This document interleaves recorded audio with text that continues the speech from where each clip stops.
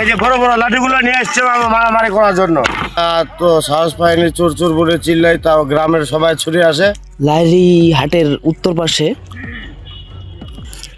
ধুকুরঝাড়ি বাজার নামক এক জায়গায় এক অলৌকিক ঘটনা ঘটে। রাতের আধারে কে বা কারা জমি দখলের উদ্দেশ্যে বাড়ি তৈরি করে এবং কি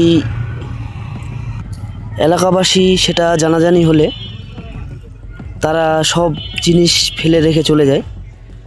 তারা মূলত 30-35 জন ছিল। প্রথমে এলাকাবাসী ভয়ে স্থানে যাওয়ার সাহস পায়নি।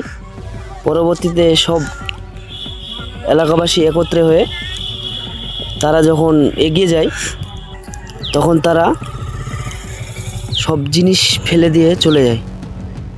তারা প্রায় 70,000 থেকে 1 লাখ টাকার মালামাল নিয়ে আসছিল এবং সাথে লাঠি সোটা বা অস্ত্র টস্ত্র অনেক কিছু ছিল। এই মাটিটা মূলত অবিনাশ নামের এক লোকের ছিল। তিনি লাইরিতে প্রভাবশালী এক ব্যক্তি।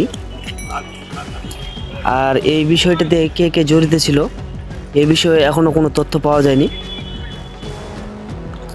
এবং কি তারা কি উদ্দেশ্যে এসেছিল, মাটি দখলের উদ্দেশ্যে কিংবা তাছাড়া অন্য কোনো উদ্দেশ্যে এসেছিল কিনা সেটাও জানা যায়নি।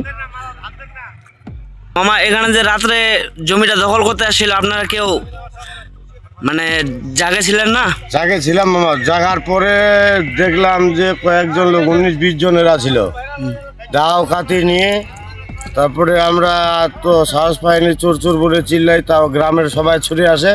এরা তখন পালিয়ে যায় সব কিছু থেকে, টিন টান, এই যে ল্যাপ তুসুক সব থেকে চলে গেছে।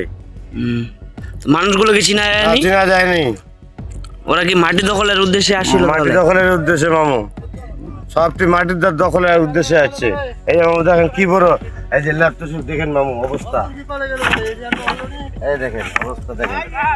লাঠিও নিয়ে আসছিল নাকি? হ্যাঁ মামু, এই যে বড় বড় লাঠিগুলো নিয়ে এসছে মামু মারামারি করার জন্য। এই দেখেন অবস্থা খুব খারাপ মামু।